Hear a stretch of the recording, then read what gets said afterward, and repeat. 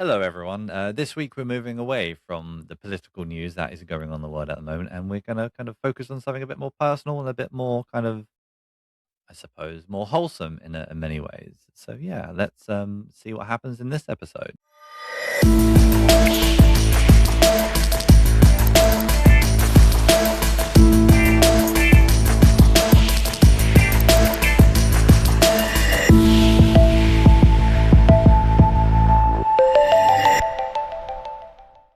The transitional states of sleep are often where many of us experience anomalous encounters, whether it's encounters with non-human intelligence or interdimensionals, UAP, lucid dreaming, or astral projection.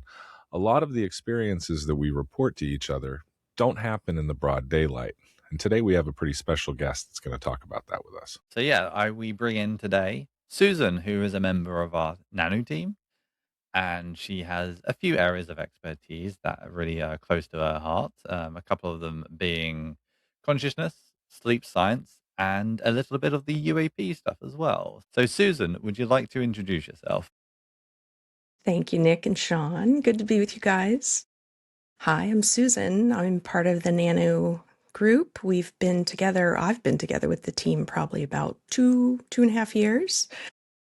And I'm really enjoying my time helping out in bringing about change and consciousness awareness and all those fun things with what we've been helping to bring to the masses. My personal story, I have experience with consciousness. I've had times in my life where I've had dreams about silly things. I can never have a good dream about winning the lottery or something like that. It's always a family member having something come about in their lives in advance. So those are some of the it's mainly dreams for me. I've had experiences. I've gone to the Monroe Institute. I've been lucky enough to go a couple times now and attend one of the IRVA conferences. And I was able to do a remote viewing class with Joe McMoneagle, which was really an honor and exciting. And during that time, I had the beginnings of what I believe was an OBE.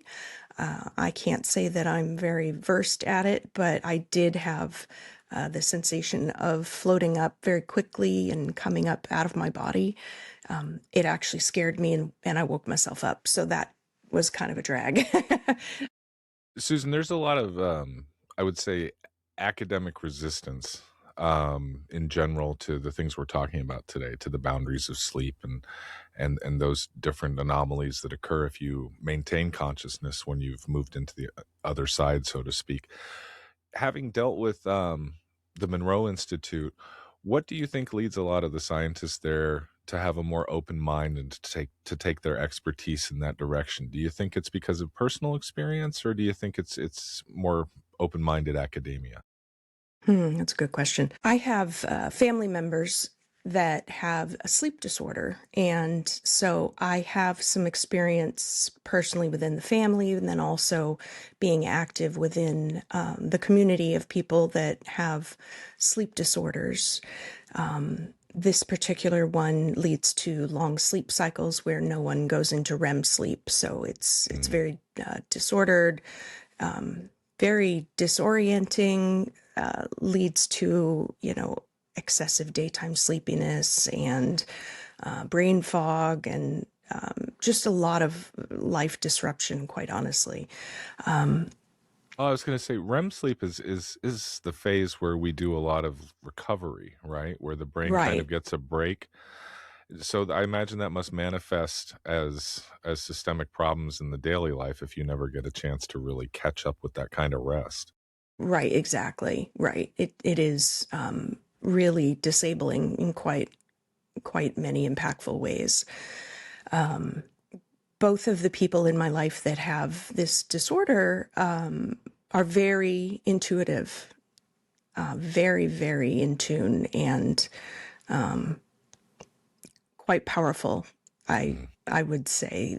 I think that as we go along and learn more about their sleep disorder and how to deal with it, and the remedies for it, as much as there is out there right now, I think that can only help them be able to tune into the power of meditation and the Mhm. power of trying to harness. I would say, it's a curse to have this sleep disorder, but to also be able to come to grips with it, Mhm. realize that you can, find ways to help manage it, and then tap into some of the very powerful being able to see see and experience things that most people can't.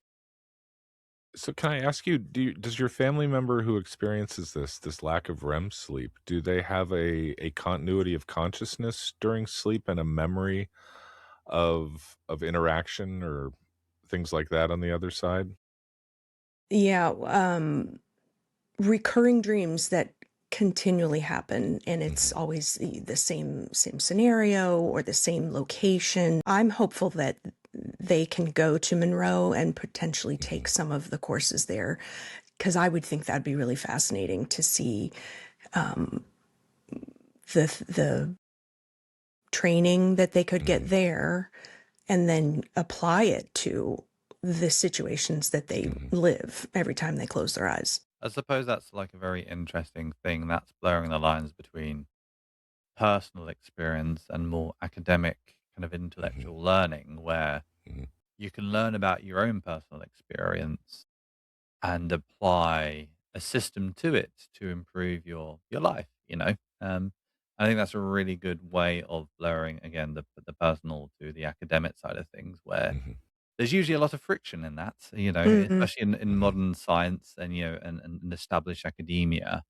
They try and keep those two things separate, but I think actually working together with both of them is beneficial to that person who's going through something, and a lot more needs to be done down that route, I would Hmm. think. And I've gone to these conferences that are just focused on these specific disorders, and it's um, it's really amazing to get the much more focused attention with the specialists that are there. But I haven't ever really crossed the line into this, what we're talking about and what Mhm. they focus on. As I get to know some of them a little more, I think that I can broach the subject more with my comfort level.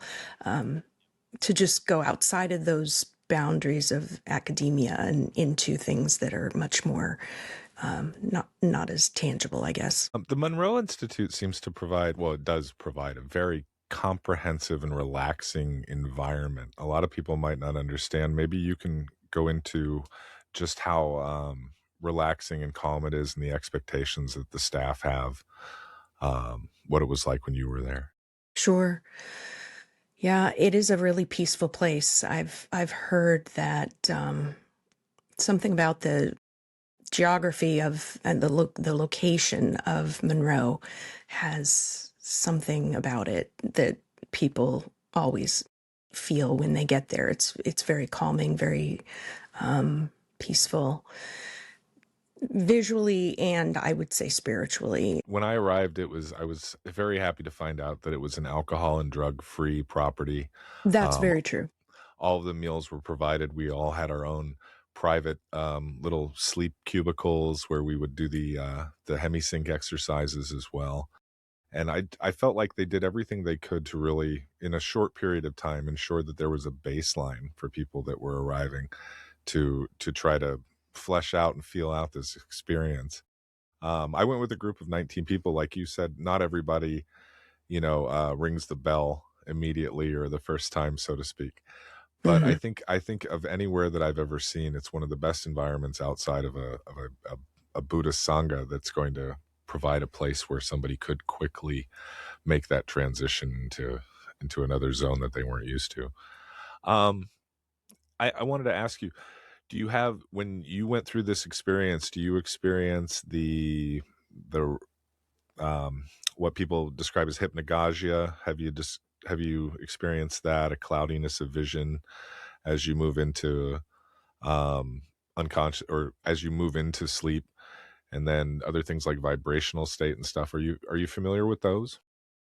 Um, More so the vibrations. When I'm Hmm. there and I'm going through my exercises, I definitely have. It's very interesting. My hands and my feet buzz like Hmm. a vibration, and then as I'm going into it further, I actually can feel up through my head, and it's like this circular vibration and energy flow. It feels like an energy flow to me, and sometimes at my heart center as well.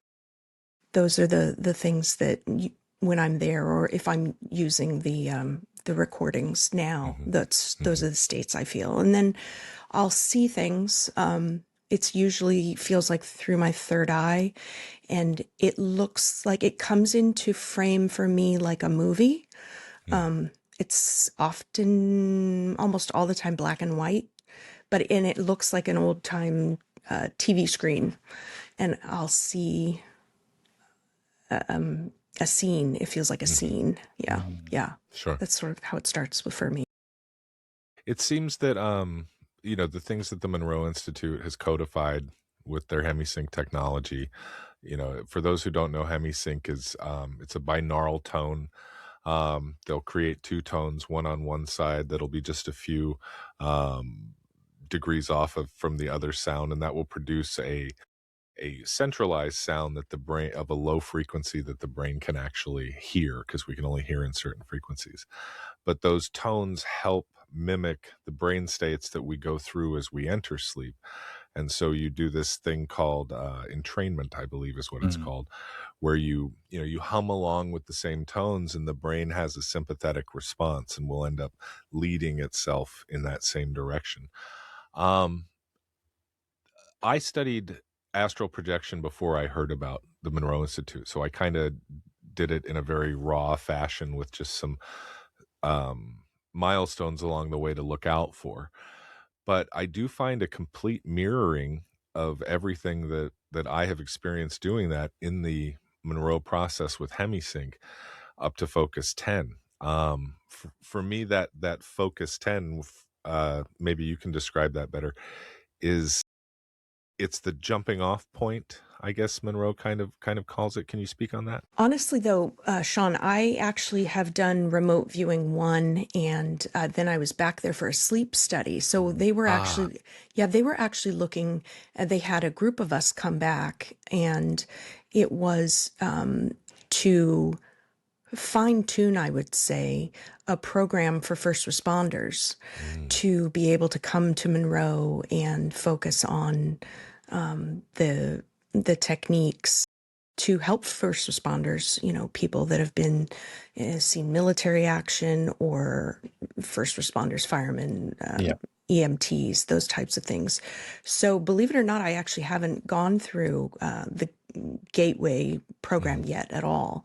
I've listened maybe a little bit of it, clips here and there, but I Mhm. haven't been able to experience that yet. But I do hope to do that probably in the next year or so.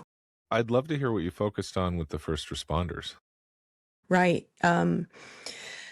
Boy, let's see. So there were different kinds of audio processes that we would listen to. And it was the same situation where we would go into our cubicles, or, our bed areas, and listen. It had more music mixed into it than just the tones themselves. And then they would have us come back and sort of talk about anything that we had experienced, do some kind of rating situation. We actually, at some point, did have EMGs, the Mhm. brainwave scanning, a couple Mhm. times. Two or three times we did that, a little bit before in the beginning of the program, and then as we had sort of gotten to the tail end of it, they did that again. So it was really fascinating. They were just crafting the program itself and sort of looking at the responses that those of us that they had brought back, because it was sort of you didn't apply for it, you kind of got picked. So I felt like I was really Yeah, happy about that. very interesting. So, Mm-hmm. Sean, on a segue then, so we've talked a bit about the personal side of consciousness and everything. But actually, there's another side to it, which is, the more academic or even military and espionage, which is, the CIA Gateway reports. Hmm. Do you want to tell us and the listeners a little bit about that for who that don't? Sure, it's very interesting that a lot of the stuff that we're talking about with the Monroe Institute crosses over very well with that. Project Stargate was one of them. There are numerous other programs that were involved, but what they did is they broke down a lot of work that was done by Itzhak Bentov and others into brain state. The brain operates in what we call beta brainwave states at most point. That's a specific range in the hertz range. And below that is what we have something called alpha, which is usually referred to as meditative or a focus state.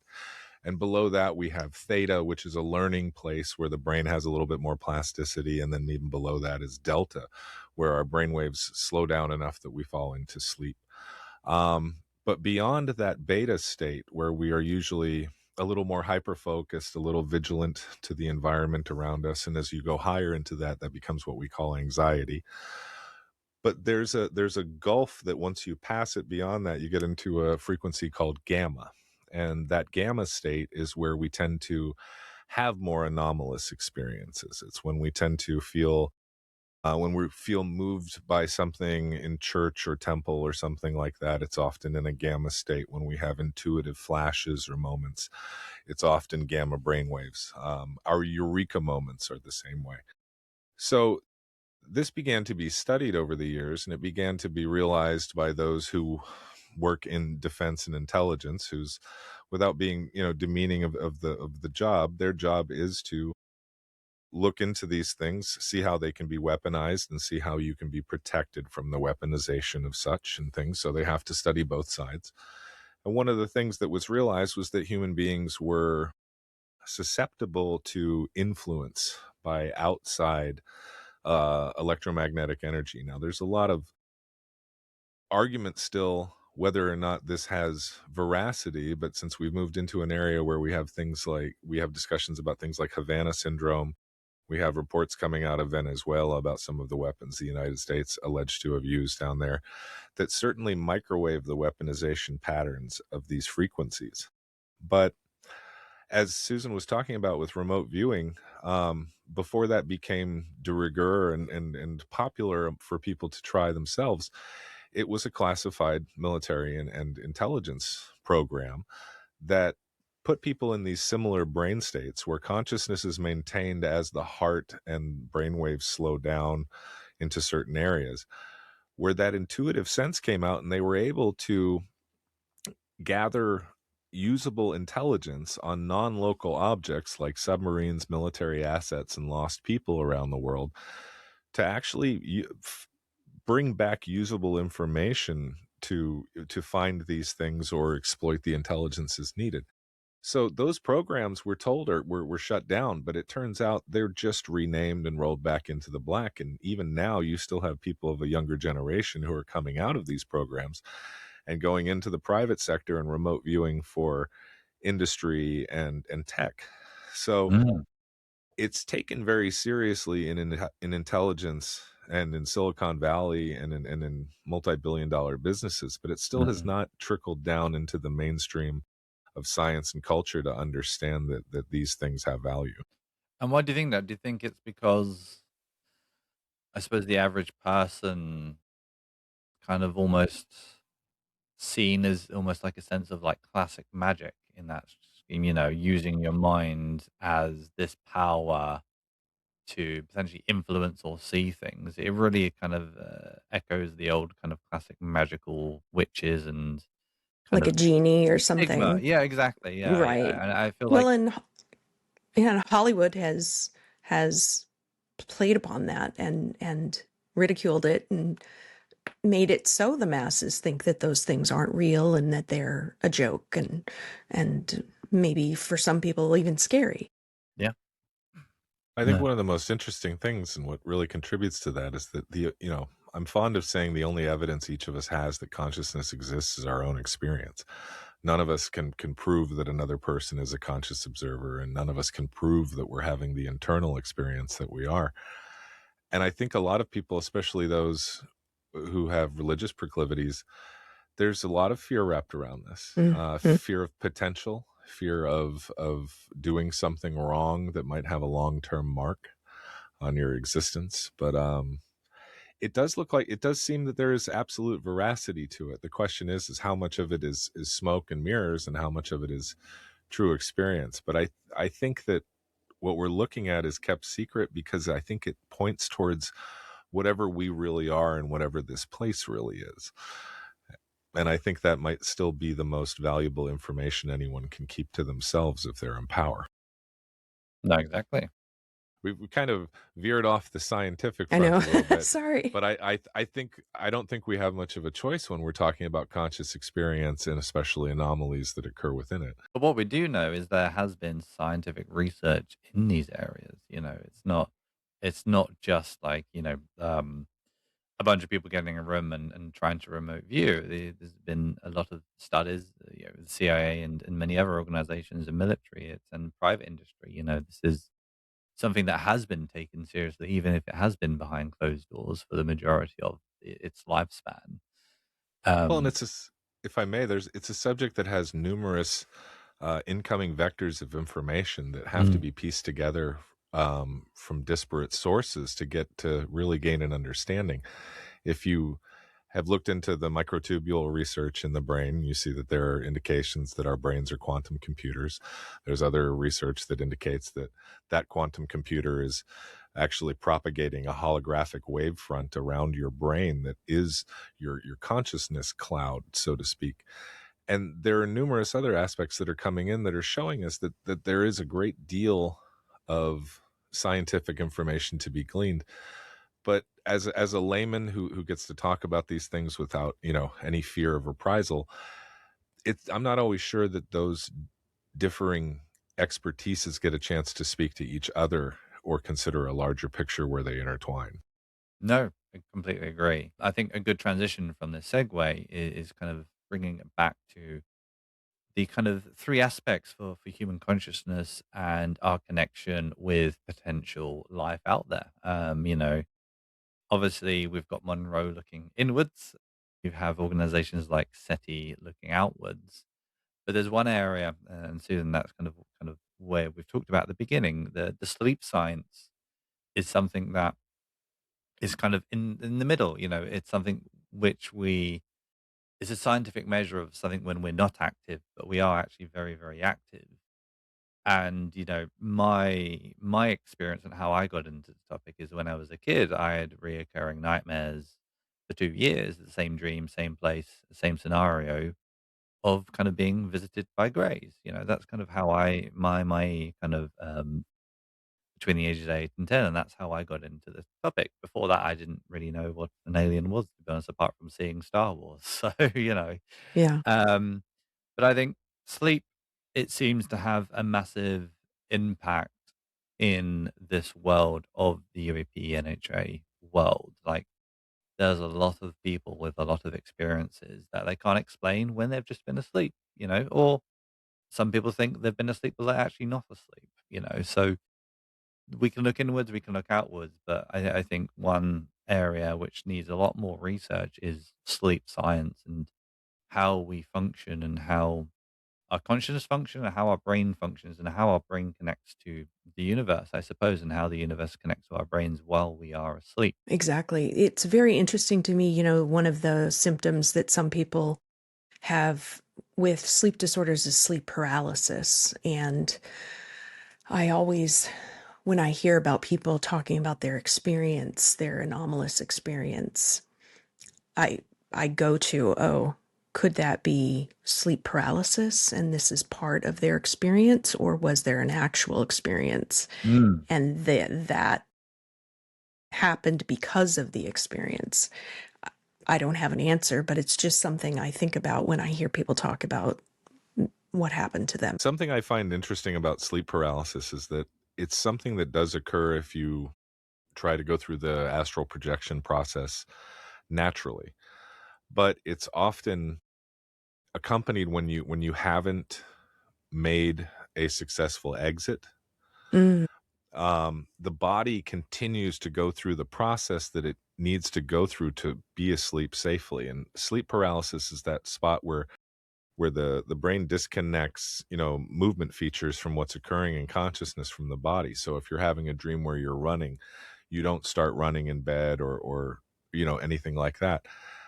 But what's interesting, I find, is that if you're practicing astral projection, you're usually already gone. And it's when you're having anomalous interactions with what for some people are frightening things and for some people are whimsical things.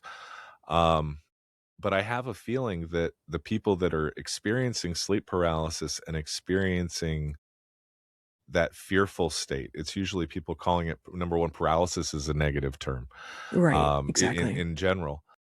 And it seems like those people are having a astral experience. They're having consciousness during sleep, but they don't realize it, and there's still enough in their body that they don't understand that the things that they're seeing are akin to a DMT trip, that your brain has Mhm. entered a different realm where it's sensing different things. Um, so I find it interesting that for a lot of people who do practice things like Monroe, hemi-sync, and astral projection, a lot of times they don't spend time talking about that, but it's still a very real and present thing. I think it all has to do with where the consciousness is feels that it is Mhm. at Mhm. that moment, if that makes sense. So if you're trapped in your body, anything you see that comes into your field of vision is going to feel like an intruder. Yeah. Right. But it's Yeah. just a non sequitur, if you don't mind. No, no, no. I think that's very interesting. I think like I've had two strong experiences with sleep paralysis.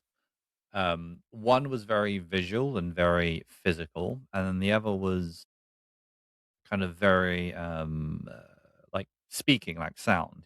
So I've had two different experiences with sleep paralysis, and to be fair, they both were quite terrifying in the Mm, moment. I think it's when even if there's nothing happening, when you can't move your body or move your mouth, but you can just move your eyes, like that's just immediately a very scary kind of situation to be in. sure. And then you have something which you feel like physically is trying to strangle you, on top of you, and Mhm. you can't do anything about it. Or when something's talking to you in a very demonic kind of voice, and again, you're kind of scared, it's yeah, so I've had two very different experiences with sleep paralysis, and it kind of you do feel like kind of what Sean was kind of saying, you kind of feel like you're stuck in a void somewhere, you're kind of in between worlds, the physical world, the conscious world, and something in between, you're kind of not there or here, kind of, so yeah, it's a very interesting experience.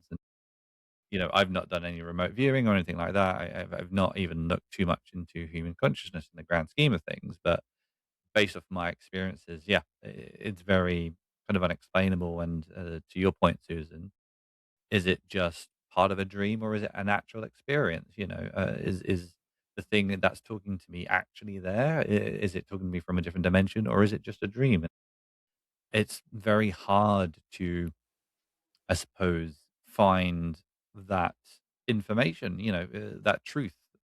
And I Mhm. suppose in a segue in, I suppose that's one thing we're trying to do with Nanu is to trying to collect uh, people, data, evidence, and trying to like cross reference and check kind of people's experiences and see if we can find some common grounds into these things. Kind of that's, I suppose, one way how we want to use Nanu is build this community with all these different topics and subjects that we'll talk about in this podcast going forward. But yeah, that's kind of one reason I did want to build Nano is my own experiences were very unexplainable and unexplainable for a lot of people. So it's like sharing that common unexplained thing together to maybe one day, even if it's just knowing an extra 5% of that experience, it'll kind of hopefully help the next person, and then that'll help the next person. So yeah, I just wanted to share that little thing. Wonder how we get away from even folks like us who are open-minded from saying phrases like "just a dream." Right. It's 8 hours of unaccounted consciousness each night. It's you, and you're So somewhere where you do don't you remember. go? Yeah. And where do you go? I would never make light of sleep disorders, but it is fascinating to me to think that this conversation could potentially happen with people within that community. And it is not a good thing, obviously, when your life is heavily impacted by just sleeping your life away. But I wonder if there would be a way to help bring any kind of positivity in terms of the consciousness piece of it, and having them be able to look at it a little differently. I think one of the ways we could do that is to, bring in subject matter experts, people who have had the experience and are willing to talk about it, but to contrast for those people, those who are having a negative experience versus a positive one. Because I can't say that everything I've ever experienced on that side of consciousness has been pleasant, Mm-hmm. but I did notice early on that nothing could harm me. Mm. That this was no different than giving that while I won't say that it's a true experience vice a hallucination, because I don't know, I've had certain aspects of it that have indicated to me that our consciousness is non-local and we might be experiencing real things, but nothing there has ever hurt me, and therefore I decided nothing can. And so Mm-hmm. I just don't really get scared over there anymore, if that makes sense. And I feel like that could be something that could take a lot of pain away from people who are having experiences where they think this is truly negatively impacting, harming their physiology or their consciousness, if they could be given tools and coping strategies to actually enjoy themselves more when they find themselves in that place, if it's possible. Right. Would be very interesting to do, for sure. One day, hopefully. Mm-hmm. Absolutely. So, Susan, kind of getting towards the end of this episode now. I just want to give you a bit of time to maybe highlight some work that you're very interested in, and what people could, if they wanted to know more about sleep science or the Monroe Institute, where would people find those things? Where's a good place to, if they have had some sort of sleep disorder, then they've kind of not really looked into it much. Do you know have any resources? Is there any like things you can share maybe about that? Sure. I would say the Hypersomnia Foundation is a really great place to start. They have a lot of great resources, a lot of information about symptoms. So if people are curious and thinking, oh my gosh, maybe I do have something, a little more complicated going on, that would be a great start. The Monroe Institute is an amazing resource for consciousness studies and different types of retreats. They have virtual events as well. And obviously, download the Nanu app. And please join us. We're really wanting to build this community and bring understanding to people that have had any kind of unsettling experiences, and let them know that they're not alone, and there are resources out there, and they're not crazy. And we want to hear from you. Amazing. Couldn't have said it better myself, Susan. Thank you very much. Thank